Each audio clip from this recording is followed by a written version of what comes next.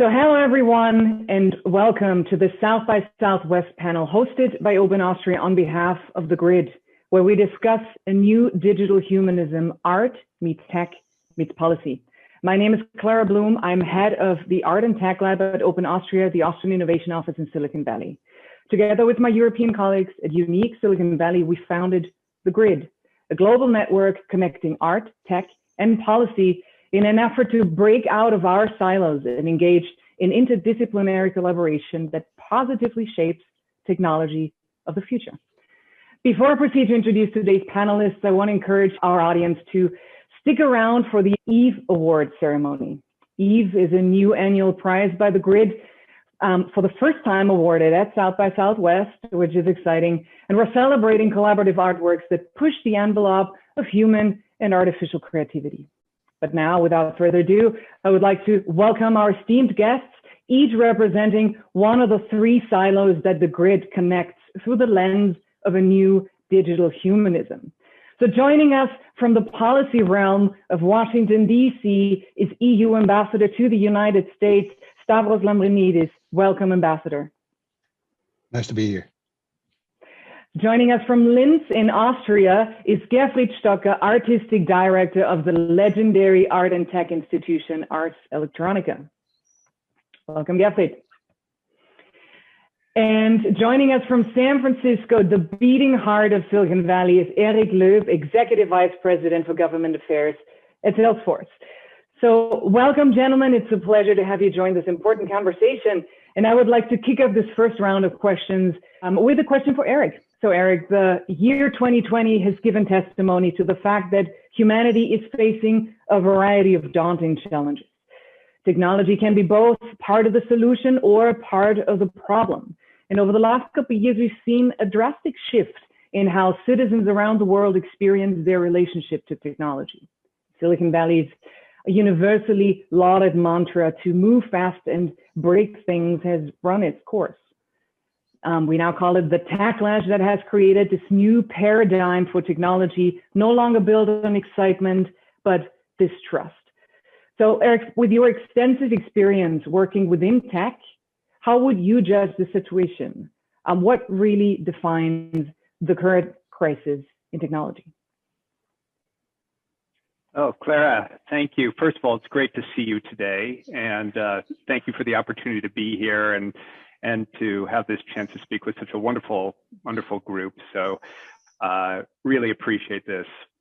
And your question, it's of course timely, it's important. And the crisis has many sources, perhaps most relevant for what we're talking about today in our conversation. One source is a lack of perspective, perhaps a failure to see the potential that technology has from a variety of different angles. Not only the good, of course, that technology can do, but also to see the dimension of risk that it can create. And a need for some humility about the consequences of both that good and risk as technology scales up. So that's the first point. We need to internalize this fact that technology, it's central to society now. And if anything, this past year, as we've all adapted with COVID, has accelerated that digital transformation and accelerated the scale and centrality. So this is no longer a matter that is at the periphery of public policy and of the importance to public officials. It's intertwined with the most important issues that policymakers face.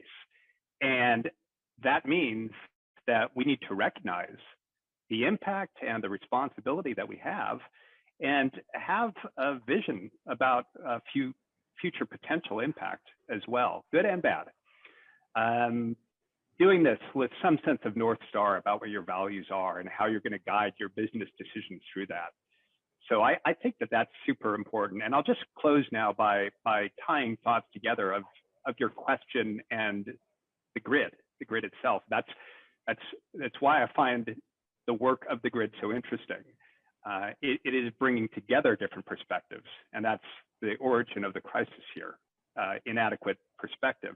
So art, policy, technology, addressing the crisis in technology, it starts with having different perspectives and reducing your blind spots. That is fascinating. Thank you, Eric. You've mentioned this entrenchment, almost this silos that have created, and we're part of this current crisis of technology. And you've also mentioned that it's important to have a North Star, and that's a wonderful segue for my question for Ambassador Lambrinidis. Your experience as current ambassador of the European Union to the United States and your previous experience as the EU's special representative for human rights, it gives you a unique perspective and insight into this concept of humanism as part of the policymaking process in both Europe and the United States. In fact, globally, there's a growing fear that our humanity is missing in the development of new tech tools. So Europe now strives to be fit for the digital age, and in doing so is tries to preserve the basic human rights of its citizens, wanting to ensure that technology works for the people and not the other way around. My question to you would be, can you tell us more about this European approach to technology?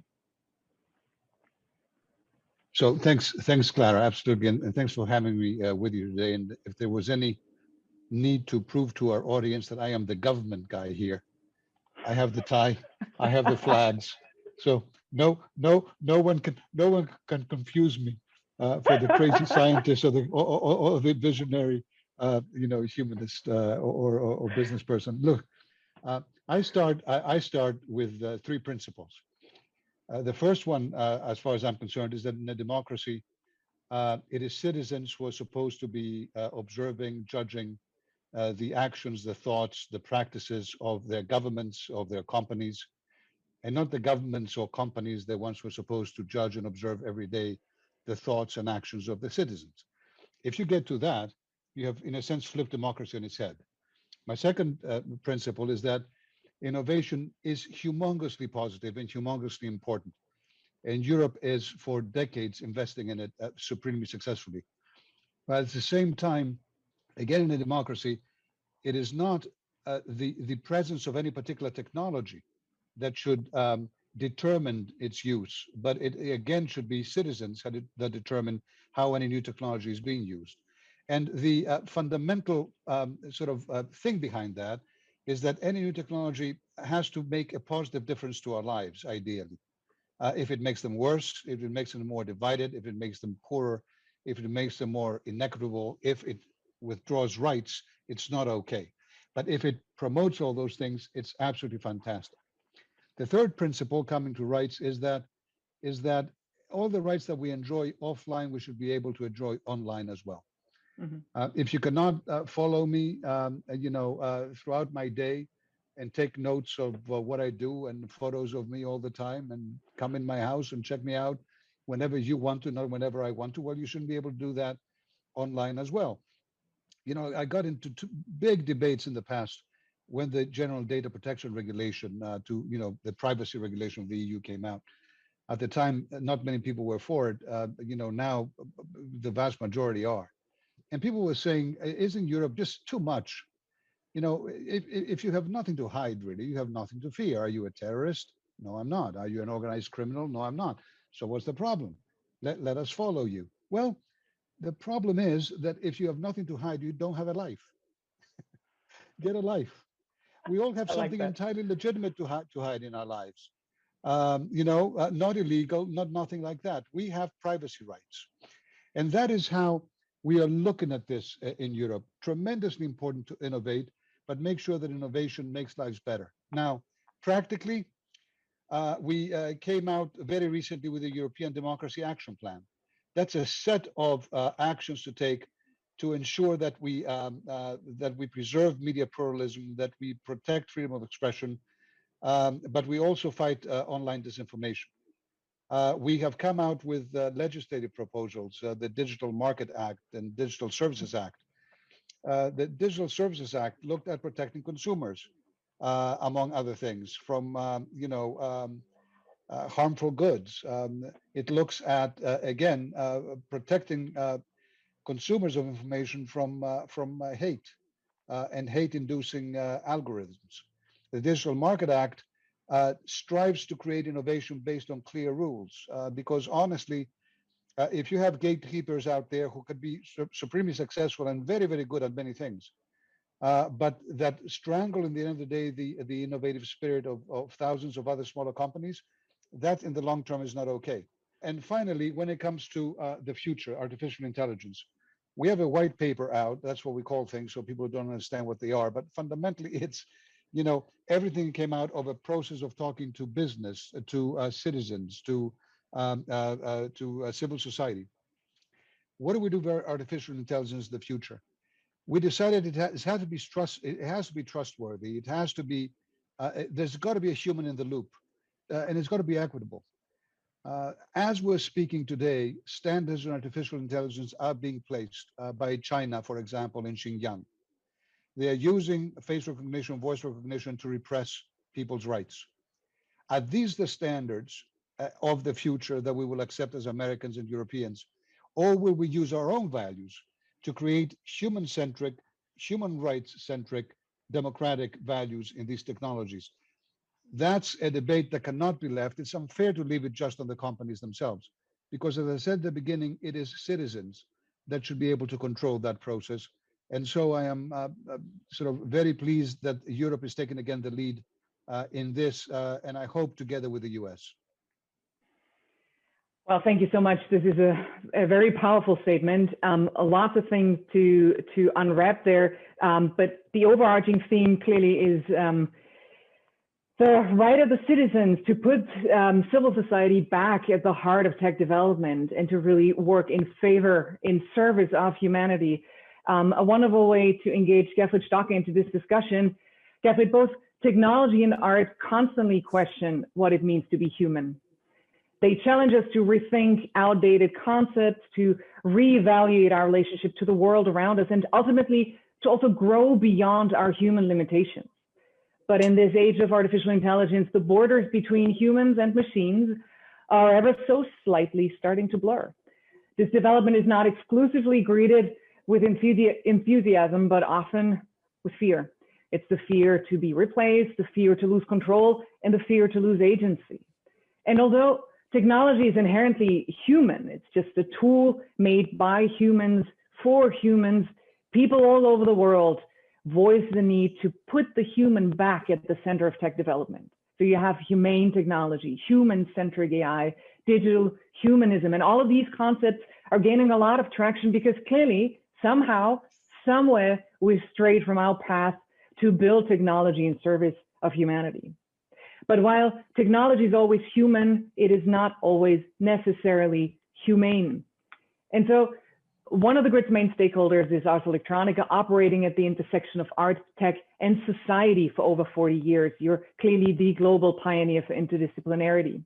Ars Electronica is also one of the first art institutions to rally many different stakeholders throughout the world around this new digital humanism. You've created a European platform for digital humanism to contribute to help mitigate the current crisis of trust, stop resigning to fears, and get us yet again excited about the potential of technology. Can you tell us more about this? Well, yes, thank you very much, first of all, for inviting me, and thank you very much for doing this really very important work to bring together people from the United States and Europe here to discuss this important development of the future of technology and humanity. Because I think this is also the main idea behind this European platform for digital humanism. It's to work together to really understand that we are not talking about opposites. I mean, humanism, humanity, and technology should be actually totally the same thing. And I think while it's very important to make clear that it's not a platform for European humanism, we have to consider, at least now in the 21st century, it's global humanism. But of course, Europe has a lot of very interesting, I think, assets to bring into this discussion. The ambassador really mentioned some very important points, and there is barely another place globally in the last many years already than Brussels and the European Union that has been really driving the reconsideration of the framework in which technology is introduced into society. So I think this is a very important point. And not at least, it's of course also again European tradition. I mean, humanism is closely related to the idea of Renaissance. When we talk about humanism, we have in mind people like Michelangelo, Leonardo da Vinci, Brunelleschi. And of course, this type of people we had in other cultures as well. But Europe made something for itself to be very proud of this history. And what is the very special thing of this Renaissance and these genius people like Michelangelo, da Vinci? They had no problem at all to combine art, culture, technology, creativity, policy. They were living this as a very natural continuum. And I think this is something that we really might draw a lot of inspiration that we desperately need. And I think this is again what an important idea of this platform for humanism is, of course, bringing together these different areas. We need more exchange and more discussion. And it's not only because of the perspectives that we need onto technology to refocus our perspective to make technology again more humane or more human-centered. I think it's also for the sake of technology and the further also commercial purposes of technology. Because I mean, I'm in this business, I have to say I'm quite old now. I'm for several decades working with art and technology and working with internet, with robotics and all these things. And I vividly remember a time when just talking about these things was immediately exciting because it was always a huge universe of opportunities. But when we look at the tech discourse now, I mean, it's about money, money, money, money. It's about commercial opportunities. And on the other side, about all the problems that it created. But we have totally lost this empowering, inspiring perspectives. I mean, this is why we humans invent technology, because we want to enrich our possibilities and not just enrich a few people who have the means to earn a lot of money. And considering that this whole development from digital technology being a tool technology to a cultural technology, where we not only have social media, but we have a social space. It's a public space. It's no longer suitable that we have almost a kind of digital feudalism, a few monopolies, private monopolies, owning something that has become a public space. And of course, there's a lot of conflict into it, how to solve this. But this is why we need a platform where all these different areas come together and discuss possible solutions. Thank you so much, Gerfried. Well, you've mentioned something hugely important, which is we need to draw on the wisdom of the past, because interdisciplinarity is clearly the future. So now that we've established the context in which we operate, I would like to dedicate the second round of questions to work our way from the abstract to the tangible.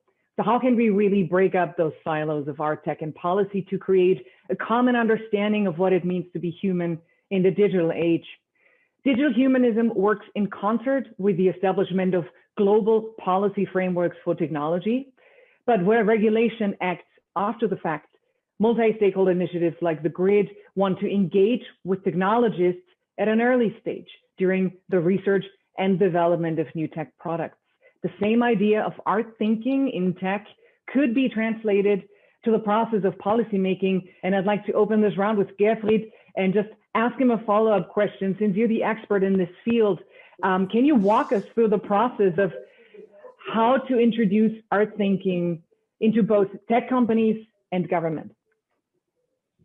Well, I think it's a very easy point, actually. I mean, we all have been learning about design thinking, and I think we all appreciate the power of design thinking to narrow down a problem to the best solution.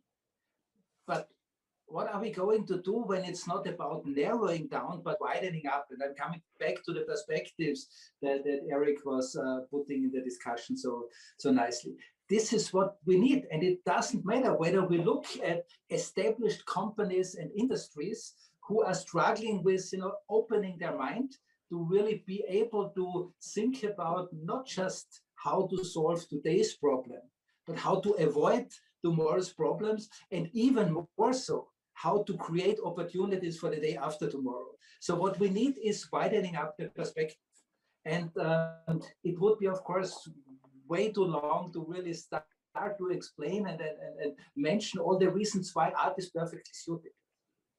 The main reason is art itself is an endeavor of curiosity, of bold steps, and risking to be wrong in your position for the sake to get a better perspective. And this is a type of risk-taking that is very difficult. And I think one of the crises of our time is not only the trust crisis, but it's also the risk-taking crisis. Because to be innovative needs free space. But free space to exist needs trustability, needs a frame in which you can allow yourself to think freely. And art is a very good environment to kick people's mind. It's a very good environment to give people this comfort that you also need to go beyond your usual realm, to not only look beyond the garden fence, but really boldly step behind it. And it's not so much us convincing institutions, companies, industry to go into art thinking. It's actually them coming to us. And I think this is a very good indication. There is a very big need for new perspectives, and many people in many areas are seeing this, this necessity and seeing the opportunity that art, in this combination again, art seen as one element in this triumph of art, technology, and society, that this is actually a very powerful tool. Wonderfully put, clearly. Art is a catalytic force. We need more risk-taking, more will to experiment. This brings me to my next question, that is about another experimental approach to something that is pretty much set in stone, or has been pretty much set in stone for centuries.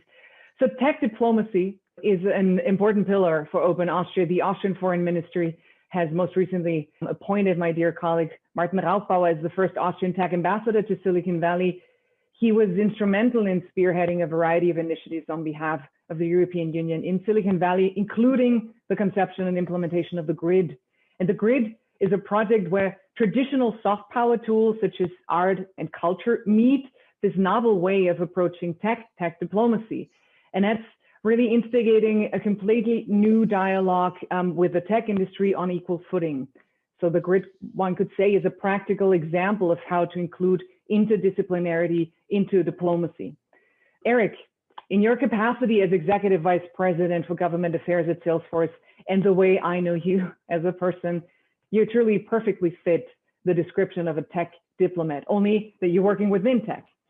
And it clearly requires a special set of skills, namely the art of translation between different worlds, different cultures, and constantly changing operational contexts. It's the art of finding commonalities rather than focusing on the differences. And most hurdles, as you pointed out yourself, can be overcome by communicating better, listening to each other, trying to understand the other side. So my question to you would be, how could corporate tech culture adapt the premise of new digital humanism in order to accommodate a more interdisciplinary approach to technology that assures the inclusion of the civil society?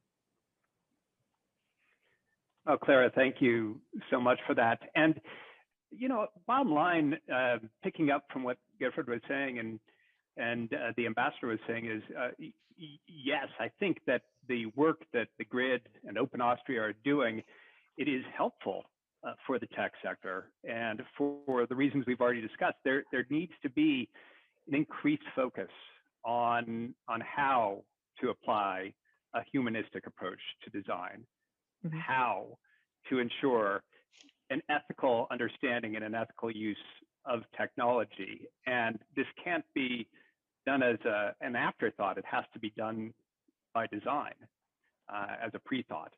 So this is where the collaboration that we're talking about here becomes very, very encouraging and interesting. Artists, policymakers, technologists, working together to just to provide an alternative model to insular thinking that you can risk having. So in that, I find this all really important. And the notion of reaching out to a range of stakeholders, it's not new to Salesforce. I'm glad to say that. It's been part of the model that Mark Benioff had for the company when starting it over 20 years ago of thinking about what is now known as stakeholder capitalism. But to spell it out, it's of course not only your shareholders, but also your employees and communities and governments, civil society for sure, academia. And the point of all of this is to get beyond silo thinking. It is to recognize that you're always learning, and you need to feel comfortable that you will be stronger when you're open to dialogue and to criticism, right? That will help you, even when it's hard to work through it, but it will make you better and stronger in what you do as you truly support and serve those stakeholders in a more sustainable way as a company and for the communities that you're in.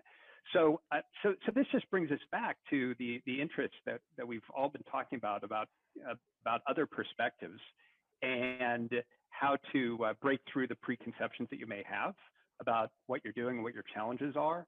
And I welcome it to the point so well said by Gerfried there is, whether you approach this intersection from whatever viewpoint you're coming at it from, whether it's from the policy side or the artistic side or the technology side, you're going to get new insights and you're going to be more effective from that.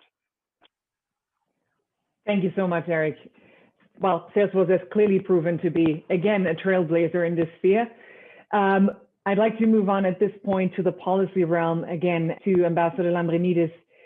Well, clearly, we are operating in this very difficult conundrum that regulation is by definition happening after the fact, but with this rapidly increasing, accelerating speed and technology, we kind of feel like we need to reinvent a couple of things. We need to work more preemptively, as Gerfried and Eric have pointed out, work with different stakeholders to anticipate possible positive and negative impact of technology.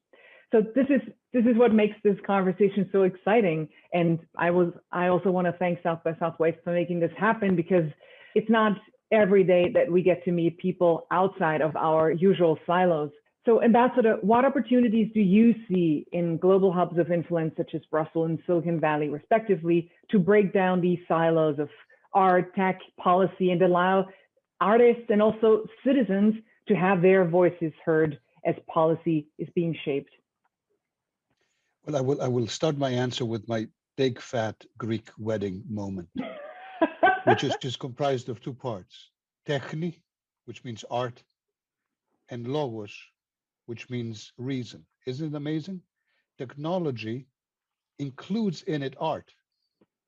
It is the reason, in fact, that comes out of art potentially. That is what the word implies. There is no contradiction with those two things. And citizens from ancient times knew this. Maybe we forgot it in recent times a little bit once in a while, but here's what we do now. We try as Europe to support and to create platforms where, in fact, artists can be seen as valued catalyst, I should say, for turning technical knowledge into new products, new services that are human-centric. The grid, as you mentioned, is a classic example. The first project we support in the US itself, the European Commission itself directly involved in that support, and the dialogue that the grid is creating on the nexus of technology, art, innovation is unparalleled.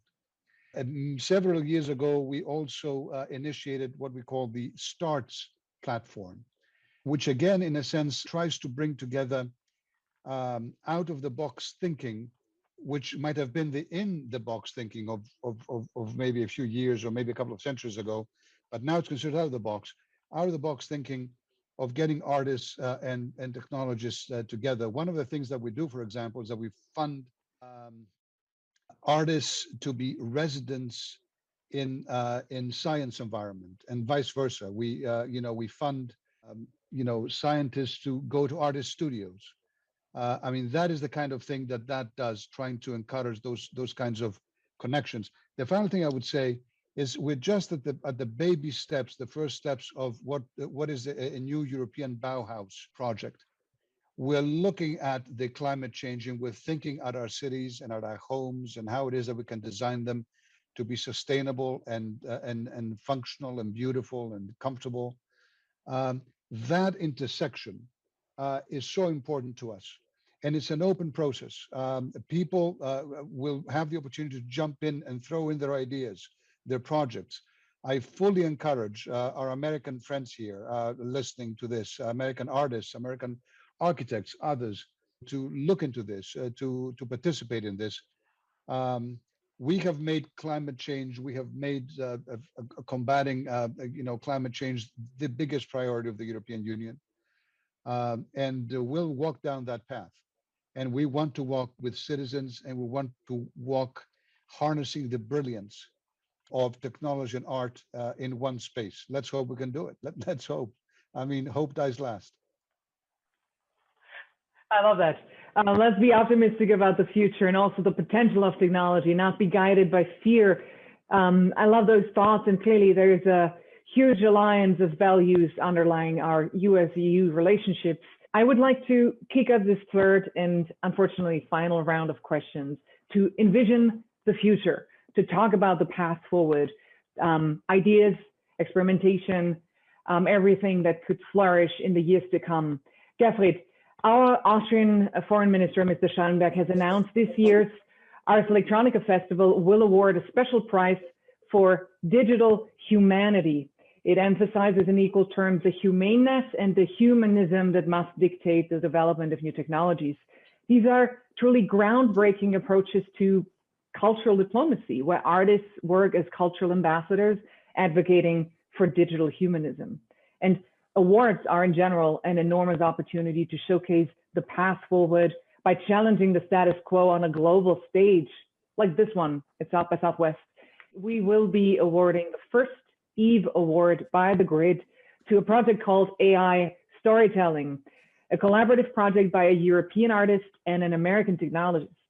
The story behind this is that on Valentine's Day of last year, the Open Austria Art and Tech Lab matched European best-selling author Daniel Kehlmann with American philosopher and technologist Brian McCann to work on natural language processing algorithm control in order to explore a novel mode of storytelling that integrates artificial intelligence as a collaborator in the literary process.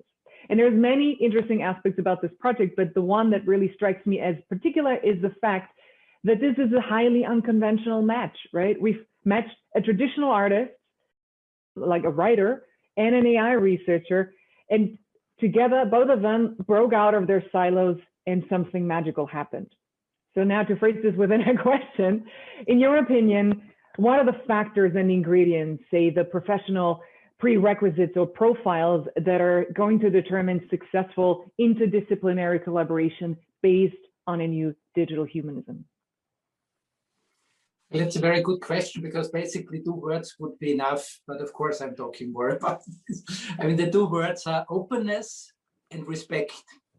I think a very important point, and this is also that we see as an achievement of great programs like the STARTS program that is running now for so many years already, is that we really have achieved to go beyond this point where the scientists expect the artists to do some nice design for them, and the artist is hoping the scientists might solve some technical problems. I think we really reached this point where we see, when we openly approach these collaborations, we can gain much more of it. And what we gain is actually not so much the actual product of this collaboration, but the energy that unfolds, that starts to radiate when these 2 elements, these 2 worlds come together. And of course, so we need this open-mindedness, and we need this mutual respect, which of course, in terms of what is necessary, of course, it's necessary to have standards of quality. I mean, we are bringing together 2 areas that are highly professional. The sciences and the arts, these are people who have been devoting their life, their careers to become an expert in the various fields of art or in science. So bringing these people together, of course, means also as an organizer of these kinds of events, of a facilitator, you have a very high responsibility because you really have to deliver a professional environment and you have to let them work. So it's not something where you can choose the outcome. And I think for both for art and science, there's a very simple thing to say, or that might sound simple, but I think is extremely important.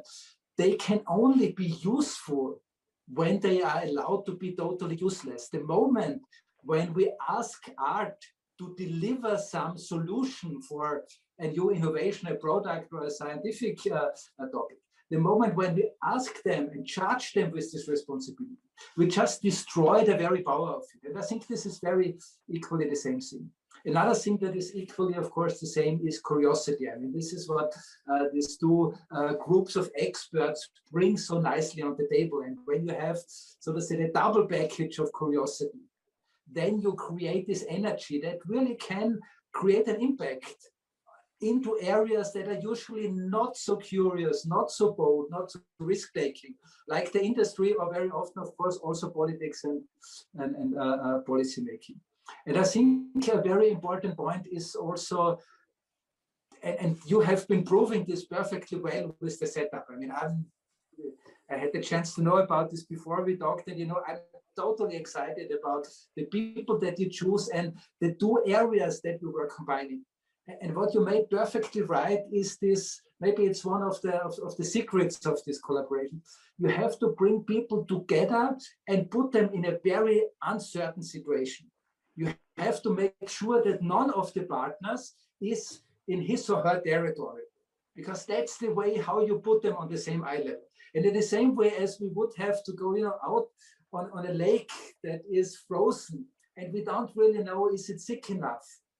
The moment we go there, we would, because of the uncertainty, we would take each other's hands. We would look at each other. We would consult with each other. Do you think it's fine to go this way? So creating this moment of uncertainty is, of course, a very powerful strategy to foster innovation. My God, so much to follow up on there.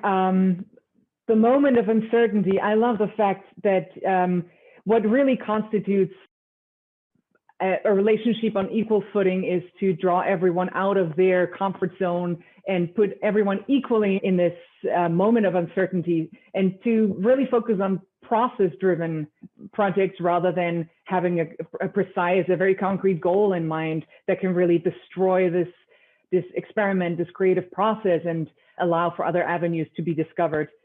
I also wanted to mention that the STARTS program, that is an excellent initiative, is also a stakeholder of the grid. So kudos to the STARTS program and to Electronica. Gerfried, a final follow-up question here. I'm sometimes confronted with artists' often legitimate concerns that their creative potential is being exploited by companies for PR purposes, a whitewashing of sorts. Can you tell us more about this? I think companies who just think of, well, maybe we could, find some artists and do some nice projects and then everything is fine. This is totally wrong. And this also won't lead to something. I think it's not working at all. This is maybe in the advertising department. And this is why I'm again so happy about the example that you set with the IF Award and the collaboration that you put up here between the technologist and philosopher on one side and the great writer on the other side. Because this is not about just making a nice statement and about whitewashing. It was about really challenging both things. So when a serious artist approaches scientists, technologists, industries, it's always about putting a challenge. And I think taking up this challenge is a much greater benefit for the companies, for the industries, for the research departments than just getting a nice PR thing. And what I want to emphasize is this is really, for me, the very exciting thing on the project that you have been doing. And this is also what the STARTS program is doing. It's not just a promotion for European Union and companies doing something with artists. It's a really serious project and a serious endeavor. And this is what I think it's important to know. When you go in this adventure, it's sometimes rough, but the benefits are really high. That is excellent. Let's be challenged. That's a wonderful way to look at the future. I'd like to give the spotlight to the tech sector, back to Eric. In particular, Salesforce, the grid's first tech partner, you had very early on recognized the potential and the necessity for interdisciplinary collaboration by reaching out to governments, local communities, and more importantly, the civil society. You've shown that you're truly invested into this new form of dialogue between multiple stakeholders that you call stakeholder capitalism. This is actually the heart of digital humanism. And I'd like to ask, what motivated Salesforce and you personally to support the grid? And what potential do you see from a private sector perspective for our common endeavor to expand on a global scale? Well, thanks so much, Clara. It's interesting.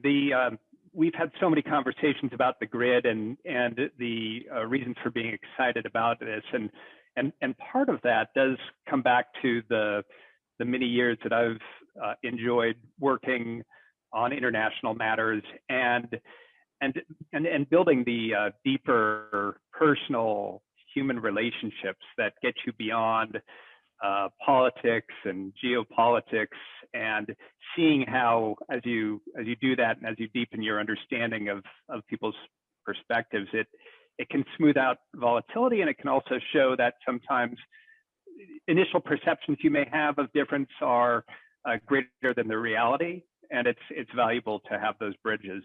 So that's important. It's important to reflect on that, particularly with this moment of time that we're in, where things feel very polarized in many places, and so it's a really even more important moment for the grid. And as you mentioned, we've talked about this, the importance to understand different people, reach out beyond your comfort zone, engage, and really work to understand different views, different experiences, and this is critical. This is just critical. So this belief was very much part of what has inspired the interest that you at Open Austria and UNIC, Salesforce, and we've had to drive this work forward, to bring worlds together, to bring perspectives together, artists, technologists, transatlantic communities, for sure.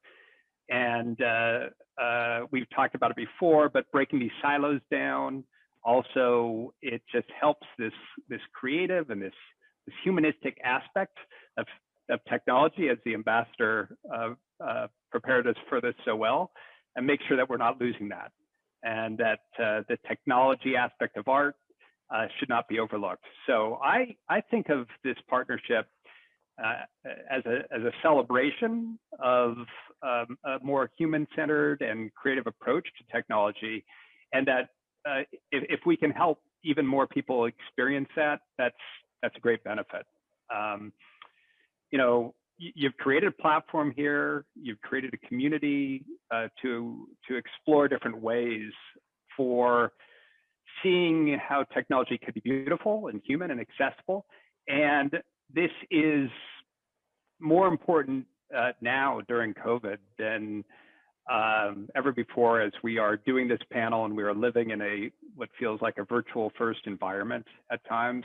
We need to be reminded that even in times of a great crisis, that there's a community of people from around the world that are striving to help one another, bring understanding to the forefront, and in the ways that we've seen, such as being celebrated by the Eve Award, you can create beauty that will lift people up when they're down.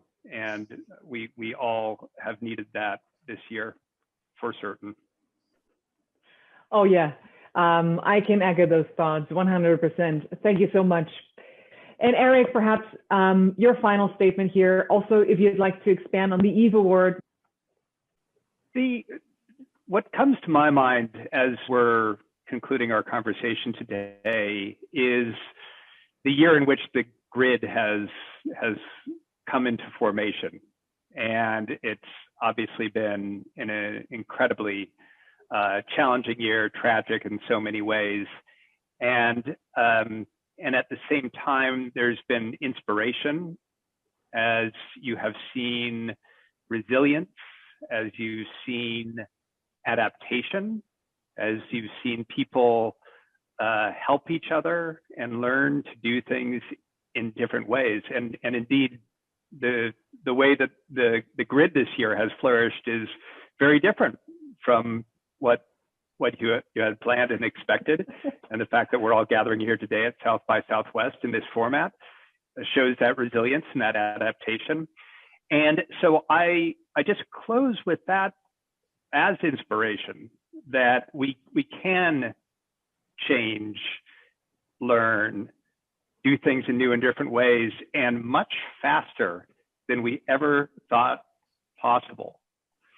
And that can apply to all of the great challenges, whether it is the greatest challenge of climate and how we can be resilient and adapt and change and do it faster than we thought possible, to, of course, the conversations on technology and humanism in technology that I was talking about. So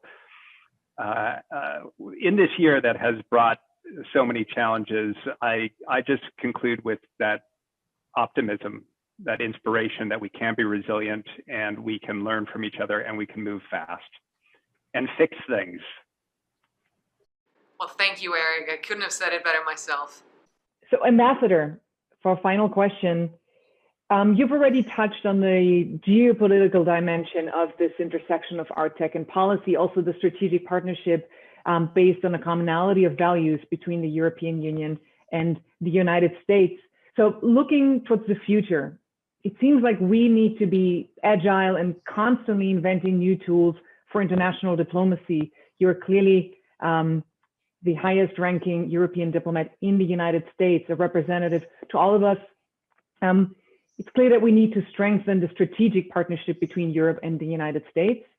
Do you believe that there is a need also for diplomacy to adapt, to perhaps include soft power tools like art and culture more intensely, more strategically, and to also implement new approaches like tech diplomacy? And there's even ways to fuse those two, not see them as two different branches, but have a reinvent perhaps a cultural tech diplomacy or something.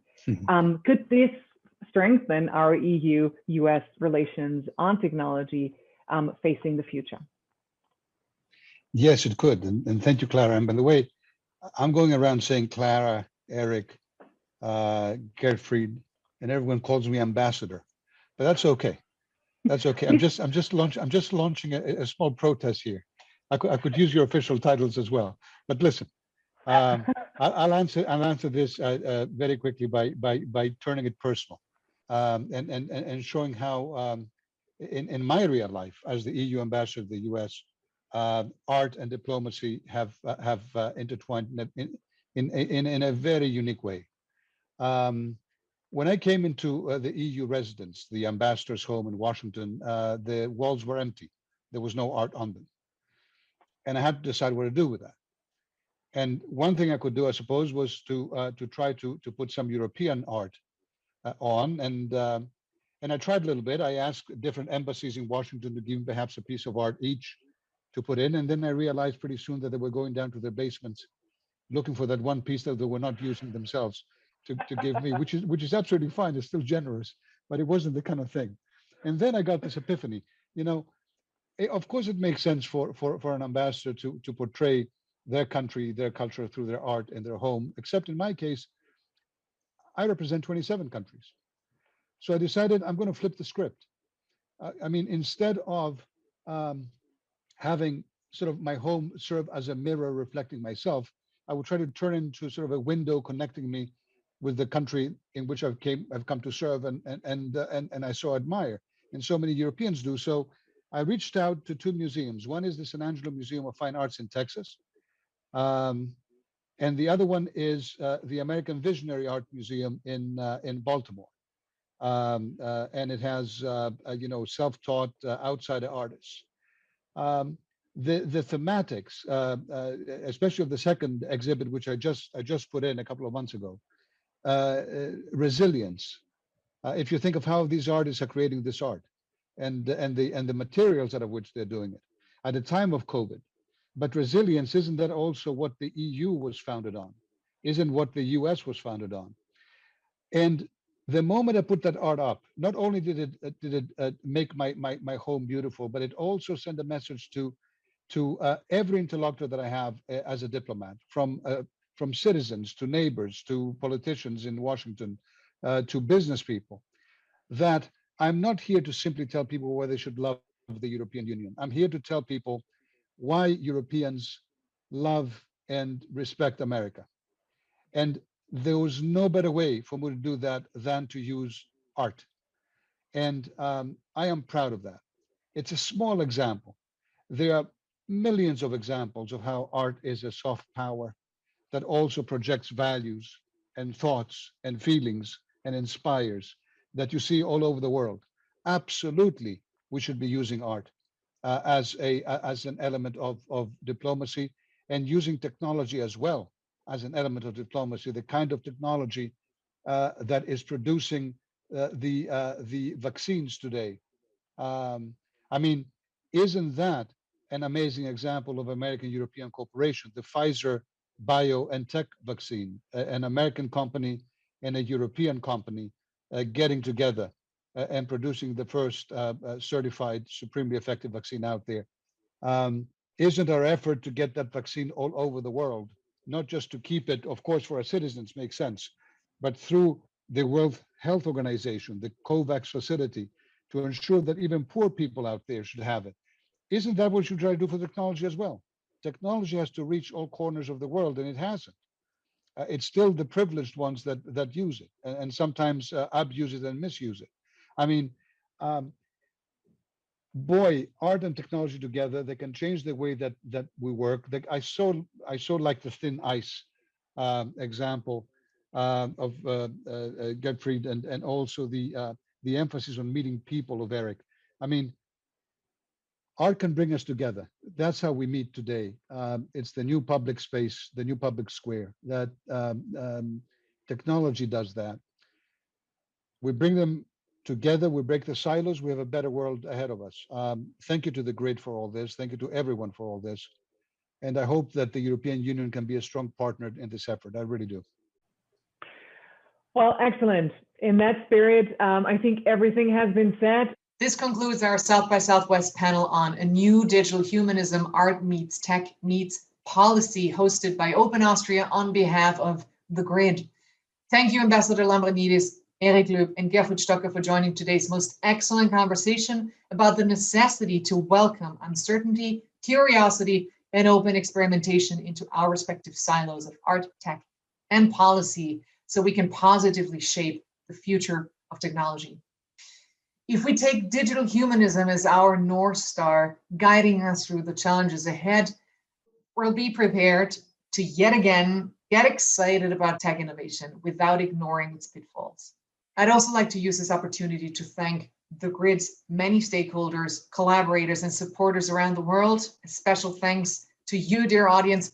And with that, I say thank you so much for tuning in, and make sure to get on the Grid.